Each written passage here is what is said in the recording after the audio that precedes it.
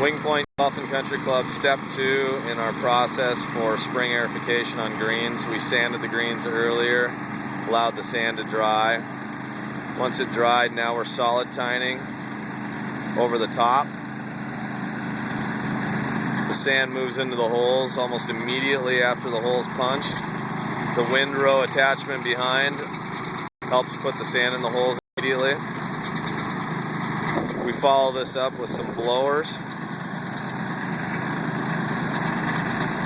We never have to drive a machine over the open holes to get the sand in. We're getting about 3.5 inches of penetration, and the holes become fully filled with sand. After we backpack blow it, takes about 30 minutes of green. We're using the JRM tines, the largest ones that they sell. They're about 5/8 inch diameter for the 3/8 inch mount. And we have one row of tines on the quad block that holds 60. Rows wouldn't allow the aeration time to penetrate fully, so we went down to one row.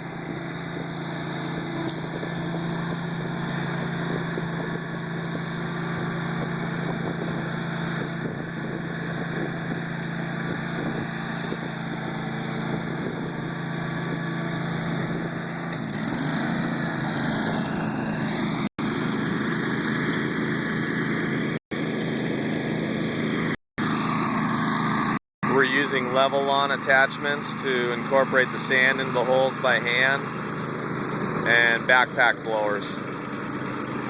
But the aerator gets probably about half the sand that's on the surface into the holes almost immediately from the vibration.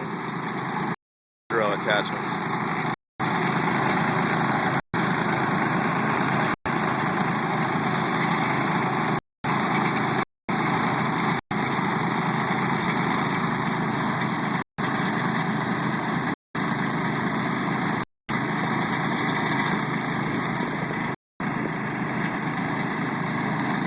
As you can see, there's very little heaving, if any at all.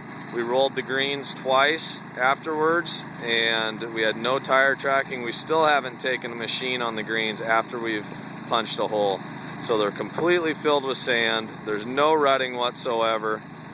And the next step will be tomorrow morning, we're going to go back over all of the greens with a 1/4 inch hollow tine, probably in gear 2, and put 2 rows on it, all 60 tines, and go pull a whole bunch of little tiny holes out, blow them off to the side and pick them up, and then we'll roll the greens flat. We'll double verticut after that without baskets and probably cocoa mat, and be done with the process.